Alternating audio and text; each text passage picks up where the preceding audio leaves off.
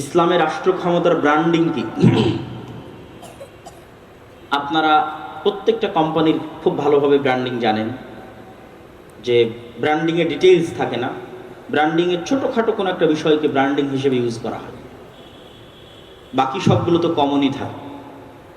Motorcycle সবই common, তারপরে এক এক কোম্পানির এক এক মোটরসাইকেল নির্দিষ্ট কিছু ফিচারের কারণে ব্র্যান্ডিং হয়। কোনোটা হয়তো অল্প তেলে বেশি মাইলেজ আছে, কোনোটা হয়তো স্পিড লিমিট বেশি, এরকম ছোট ছোট বিষয় নিয়ে ব্র্যান্ডিং হয়। তো ইসলামের রাষ্ট্র ক্ষমতার ব্র্যান্ডিং কি? রাসূলুল্লাহ সাল্লাল্লাহু আলাইহি ওয়াসাল্লাম বলছেন, লা তাকুমুস সাআহ হাত্তা ইয়ানজিলা ঈসা ইবনে মারইয়াম, ততক্ষণ পর্যন্ত কিয়ামত সংঘটিত হবে না যতক্ষণ না মারিয়ামের সন্তান ঈসা পৃথিবীতে নেমে না আসে। ওয়া ইয়াকসিরুস সালিব, এবং ক্রুশকে ভেঙে না দেয়। ওয়া ইয়াকতুলুল খিনজির, এবং শুকুরকে হারাম ঘোষণা না করে। মারিয়ামের সন্তান ঈসা পৃথিবীতে নেমে আসবে, ক্রুশকে ভেঙে দিবে, শুকুরকে হারাম ঘোষণা করবে, 3 নাম্বার। আর সমগ্র পৃথিবীতে হাকামান মুকসিতা, ন্যায় বিচার প্রতিষ্ঠা করবে। ঈসা আলাইহিস সালাতু ওয়াস সালাম যে রাষ্ট্র প্রতিষ্ঠা করবেন, এটা ইসলামী রাষ্ট্র না অন ইসলামী রাষ্ট্র? ইসলামী রাষ্ট্র, অবশ্যই ইসলামী খেলাফা।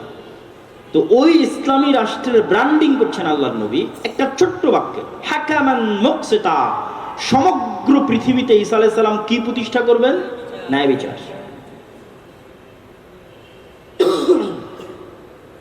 তথা রাষ্ট্রে ইসলামের ব্র্যান্ডিং হচ্ছে ন্যায় বিচার। অবশ্যই মানুষ ব্যক্তিগত জীবনে তাওহীদ অবলম্বন করে জান্নাতে চলে যাবে, অবশ্যই। কেননা সকল নবী কি রাষ্ট্র ক্ষমতায় গেছে? যায়নি। তাহলে ওই সমস্ত নবীরা কি নাজাত প্রাপ্ত নয়? অবশ্যই নাজাত প্রাপ্ত। কিসের ভিত্তিতে নাজাত প্রাপ্ত? তাওহীদ। সব নবী তাওহীদের দাওয়াত নিয়ে এসেছেন। কিন্তু কখনো যদি ওই নবী রাষ্ট্র ক্ষমতায় অধিষ্ঠিত হতেন, যেমন দাউদ আলাইহিস সালাতু ওয়াস সালাম হয়েছেন, যেমন সুলাইমান আলাইহিস সালাতু ওয়াস সালাম হয়েছেন, যেমন মুহাম্মদ সাল্লাল্লাহু আলাইহি ওয়াসাল্লাম হয়েছেন, তখন অবশ্যই তাদের ব্র্যান্ডিং থাকতো ন্যায় বিচার। দাউদ ন্যায় বিচার প্রতিষ্ঠা করেছিলেন রাষ্ট্রে বসে, অবশ্যই মুওয়াহহিদ তাওহীদপন্থী। সুলাইমান আলাইহিস সালাতু ওয়াস সালাম ন্যায় বিচার প্রতিষ্ঠা করেছেন রাষ্ট্রে। মুহাম্মদ সাল্লাল্লাহু আলাইহি ওয়াসাল্লাম ন্যায় বিচার প্রতিষ্ঠা করেছেন। তাহলে রাষ্ট্রে ইসলাম প্রতিষ্ঠার ব্র্যান্ডিং হচ্ছে ন্যায় বিচার, ন্যায় পরায়ণতা। এখন ঈসা আলাইহিস সালাম যদি নিজে ন্যায় পরায়ণ না হয়, উনি কি রাষ্ট্রে ইসলাম প্রতিষ্ঠা করতে পারবে, ন্যায় বিচার প্রতিষ্ঠা করতে পারবে? এই জন্য সকল নবী রাসূলকে আল্লাহ সুবহানাহু ওয়া তাআলা জন্মগত ন্যায় পরায়ণ এবং সত্যবাদী করে পাঠিয়েছেন, কেননা যাতে তারা নেতা হতে পারে যদি সুযোগ আসে। রাষ্ট্রের নেতা না হতে পারলে যেন সমাজের নেতা হতে পারে, সমাজের নেতা না হতে পারলে যেন তার সঙ্গী সাথী অনুসারীদের নেতা হতে পারে। তো অনুসারীদের নেতা তো ততক্ষণ হতে পারবে না যতক্ষণ না তার মধ্যে ন্যায় পরায়ণতার গুণ থাকবে, সত্যবাদিতার গুণ থাকবে, হতে পারবে না নেতা। তো আজকের মুসলমানদের আপনি যদি দৃশ্য দেখেন, তাহলে দেখবেন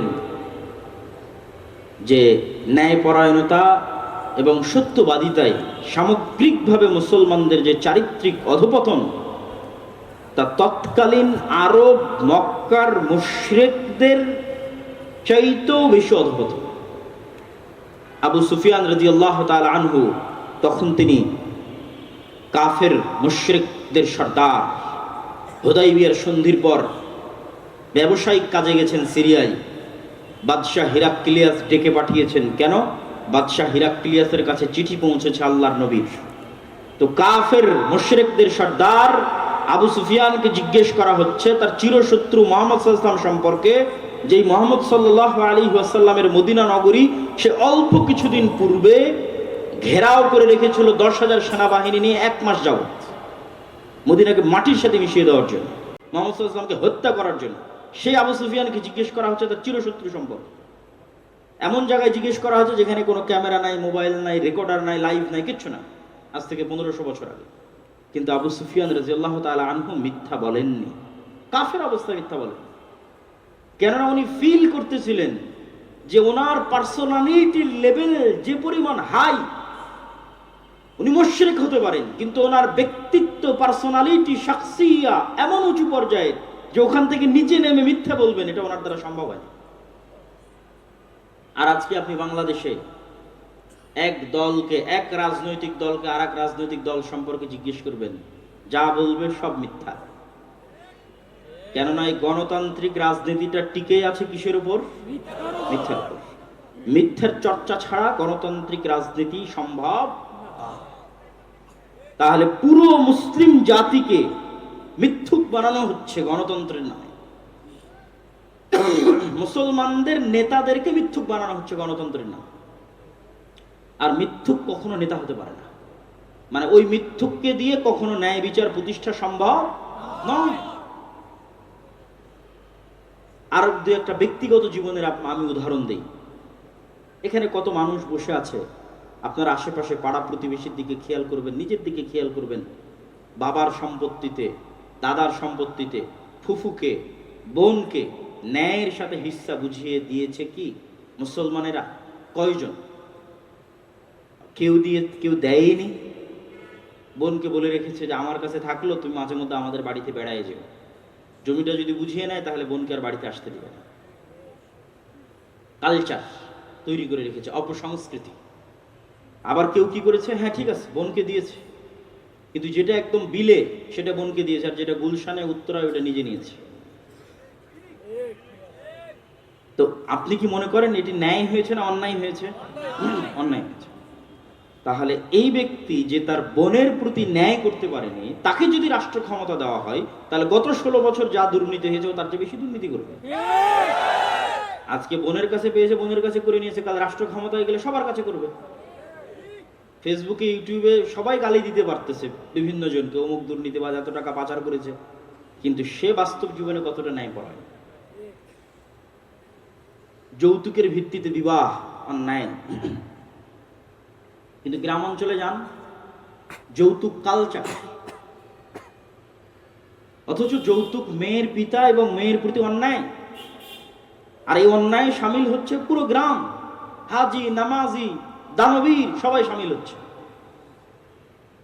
তো তাদেরকে যদি আপনি রাষ্ট্র ক্ষমতা দেন, তো যে মেয়ের কাছে যৌতুক নিতে পারে সে রাষ্ট্র ক্ষমতা পেলে সারা দেশের সব সম্পদ লুটে খাবে।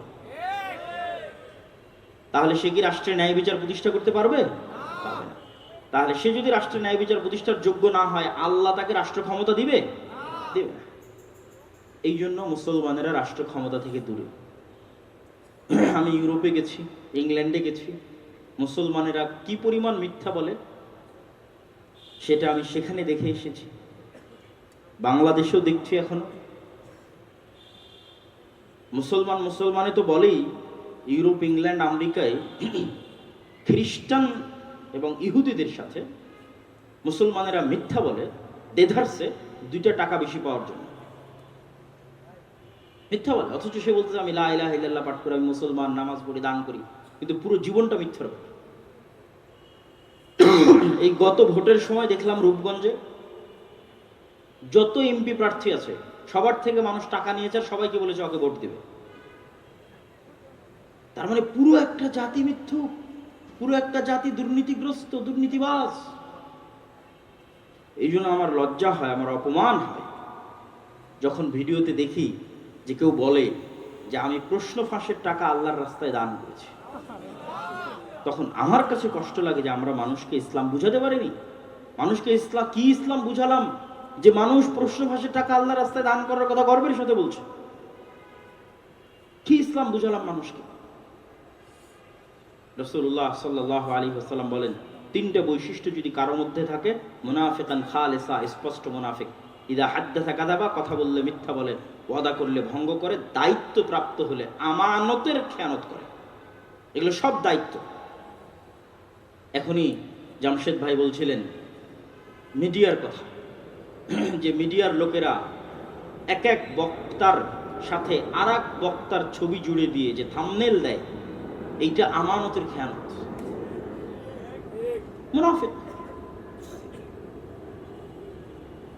তো সবাই 2টা টাকা বেশির জন্য নিজ নিজ দায়িত্বের সাথে খেয়ানত করতে হয়। সবাই বলছে আমরা মুসলমান, সবাই বলছে আমরা নামাজি, সবাই বলছে আমরা হাজি, কিন্তু এই মুনাফিকের নামাজ দিয়ে, মুনাফিকের হজ দিয়ে, মুনাফিকের দান দিয়ে, মুনাফিকের যাকাত দিয়ে কখনো গোলামি থেকে মুক্তি হবে না। গোলামি থেকে মুক্তি পেতে চাইলে রাসূল সাল্লাল্লাহু আলাইহি ওয়াসাল্লামের মতো সালাত, আবু বকর ওমরের মতো সালাত, তাদের মতো সিয়াম, তাদের মতো হজ, তাদের মতো যাকাত লাগবে।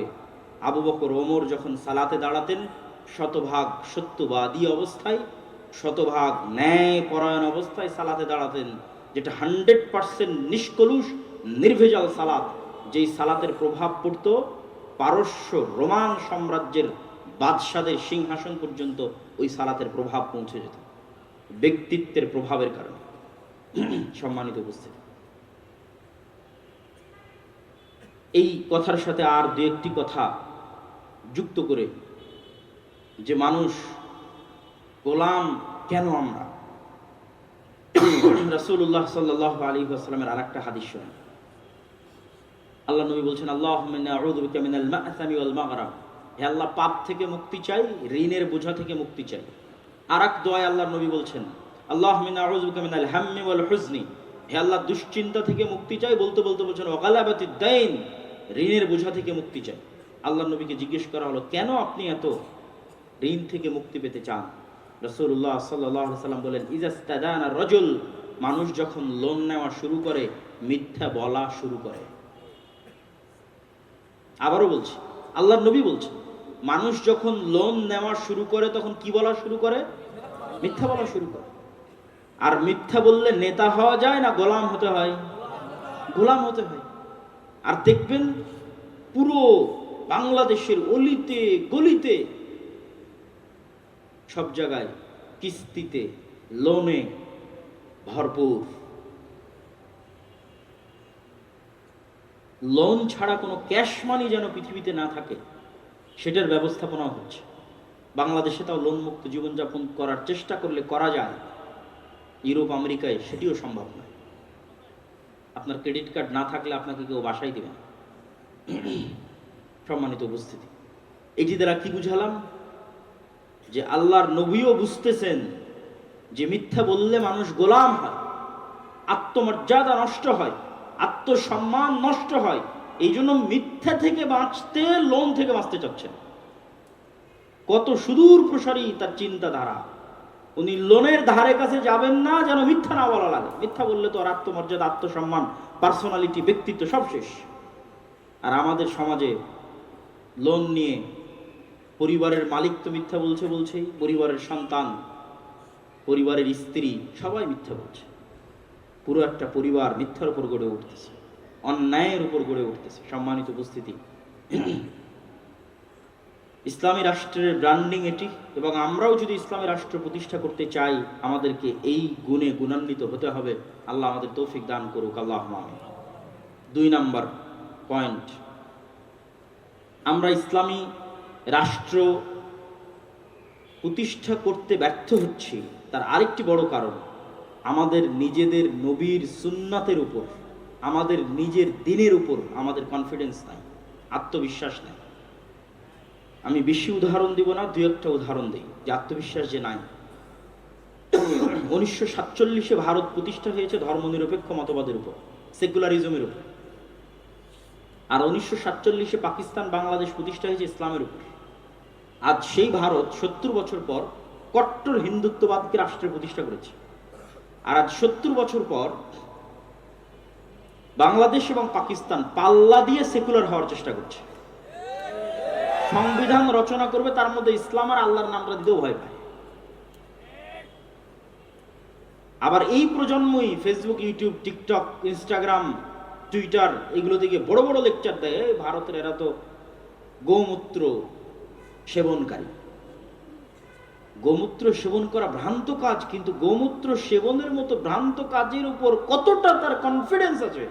তুমি যে উম্মতে মুহাম্মাদি, তোমার নবীর সুন্নতের উপর তোমার কতটা কনফিডেন্স আছে? তাহলে সাহসী কে? সাহসী তো ভারতের হিন্দুরাই সাহসী। তুমি যদি বলো আমরা সাহসী, তাহলে তুমি তোমার নবীর সুন্নতের উপর কঠোর হও এবং ওপেন তোমার নবীর সুন্নতের কথা বলো, রাষ্ট্রে ইসলামের কথা বলো। কেন ইসলামের কথা বলতে 10 বার বামে 10 বার ডানে তাকাতে হবে? কে জানি আমাকে টেররিস্ট বলে, জঙ্গি বলে। কেন কেন দাড়ি রাখলে নিজের মধ্যে হেজিটেশন কাজ করবে যে সমাজের মানুষ কি বলবে, চাকরি হবে না, বিয়ে হবে না, মানুষ জঙ্গি বলবে, টেররিস্ট বলবে, কেন? তাহলে তোমরা ভীরু কাপুরুষ, নিজের নবীর দিনের উপর কনফিডেন্স না। তুমি যাও ইহুদিদের দেখো, লন্ডনে বসবাসরত কয়জন মুসলমানের মুখে দাঁড়িয়ে আছে, আর লন্ডনে বসবাসরত কয়জন ইহুদির মুখে দাঁড়িয়ে আছে, আমাকে পার্সেন্টেজ দাও। ইহুদিরা ভ্রান্ত, শুধু ভ্রান্ত না, অভিশপ্ত। কিন্তু তার ভ্রান্তির উপর তার বিশ্বাস, তার আস্থা অবিচল। আমাদের এমন একটা প্রজন্ম লাগবে যেই প্রজন্ম সত্যবাদী এবং ন্যায়পরায়ণ, এই দুটো গুণে কোনো কম্প্রোমাইজ করবে না। দুই, ইসলামের আদর্শের উপর হবে কট্টর, ওপেন। তিন,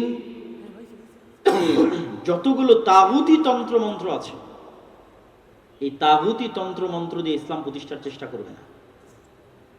কাফের, তোমাদের মূর্তির কাফের, যে মূর্তিগুলো তোমরা বুঝাবো, যতক্ষণ আপনি নিজেকে পৃথিবীতে চলমান তাগুতের কাফের ঘোষণা না করতে পারবেন, ততক্ষণ আপনার ঈমান পূর্ণ হবে না। এই তন্ত্র মন্ত্রগুলোর জন্মই হয়েছে এই জন্য যেন ইসলাম কোনোদিন রাষ্ট্র ক্ষমতায় না যায়, এই জন্যই জন্ম হয়েছে।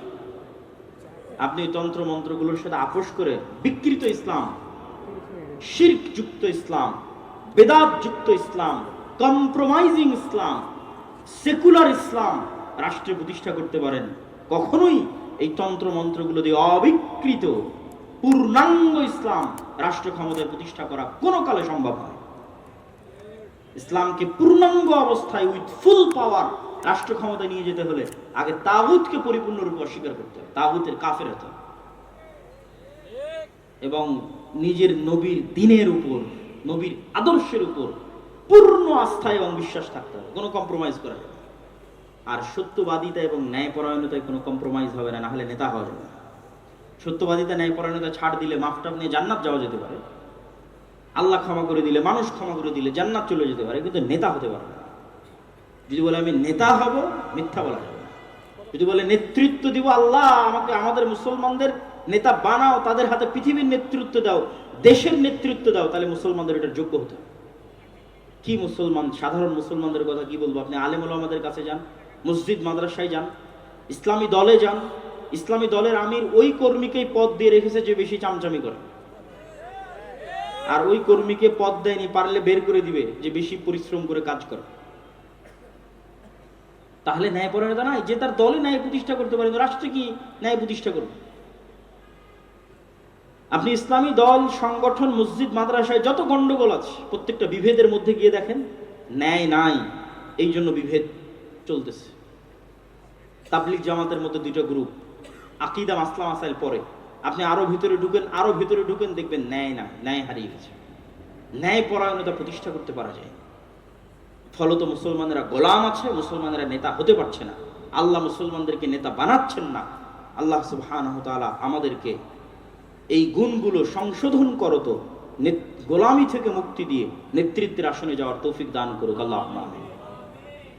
আগামী 13 ও 14 ফেব্রুয়ারি আপনাদের এখান থেকে খুবই কাছে আন্তর্জাতিক বাণিজ্য মেলায় তো সবাই যাচ্ছে, তো আন্তর্জাতিক বাণিজ্য মেলার পাশেই আল জামিয়া সালাফিয়া রূপগঞ্জ নারায়ণগঞ্জে পাকিস্তান, ভারত, বাংলাদেশ, সৌদি আরব সব দেশের আলেম ওলামারা থাকবেন।